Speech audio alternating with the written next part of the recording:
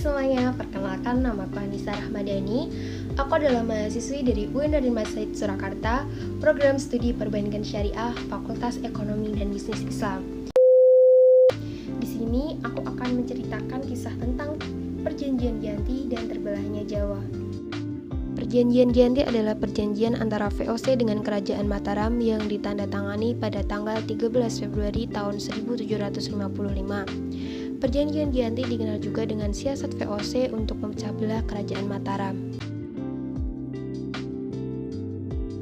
Perjanjian Giyanti dianggap menguntungkan Belanda di tanah Jawa karena Kerajaan Mataram terpecah menjadi Kasunanan Surakarta Hadiningrat dan Kesultanan Ngayogyakarta Hadiningrat.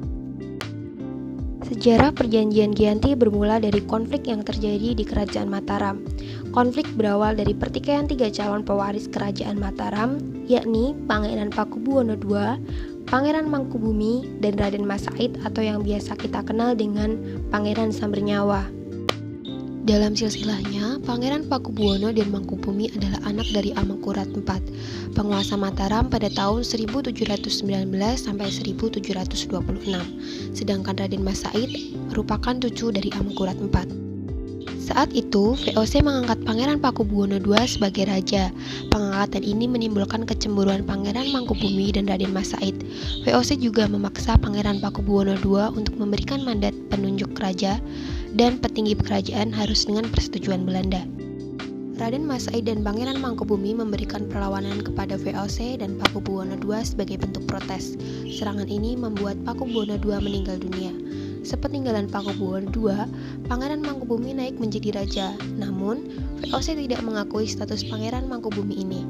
Situasi semakin memanas saat VOC mengangkat putra Pakubuwono II, Raden Mas Said Sudjardi atau Pakubuwono III yang masih remaja sebagai Raja Mataram.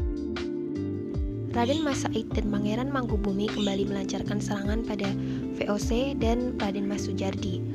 Untuk meredam serangan itu, VOC menjalankan siasat licik dengan memecah belah Raden Mas Said dan Pangeran Mangkubumi. VOC mengirimkan utusan khusus untuk menghasut Raden Mas Said agar berhati-hati terhadap Pangeran Mangkubumi yang biasa mengkhianatinya. Di sisi lain, VOC juga mengirim utusan ke Pangeran Mangkubumi. VOC membujuk Mangkubumi dengan menjanjikan setengah wilayah kekuasaan Mataram yang dipegang Raden Mas Said Sudjardi. VOC kemudian mengundang kedua orang tersebut untuk merundingkan pembagian kekuasaan. Perundingan terjadi pada tanggal 22 sampai 23 September tahun 1754, membahas pembagian wilayah kekuasaan Mataram. Gelar yang akan digunakan, kerjasama VOC dengan Kesultanan, dan lain sebagainya. Hasil pertemuan itu kemudian dituangkan dalam Perjanjian Giyanti, ditandatangani pada tanggal 13 Februari tahun 1755 dan dilakukan oleh 3 pihak, yakni pemerintah Hindia Belanda atau VOC oleh Nicholas Harting, kekuasaan Surakarta oleh Pangeran Pakubuwono III, dan Kesultanan Ngayogyakarta oleh Pangeran Mangkubumi.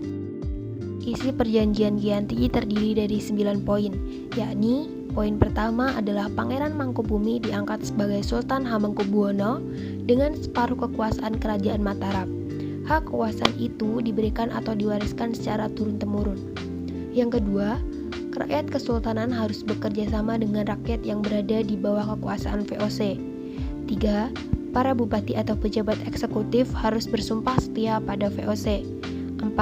Pengangkatan bupati atau pejabat eksekutif harus mendapat persetujuan VOC. 5.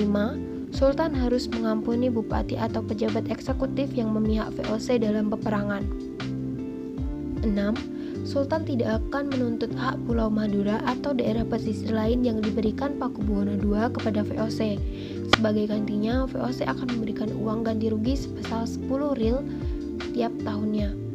Yang ketujuh, Sultan Hamengkubuwono akan memberi bantuan jika Sultan Pakubuwono III membutuhkan. 8. Sultan akan menjual bahan makanan dengan harga yang ditentukan VOC.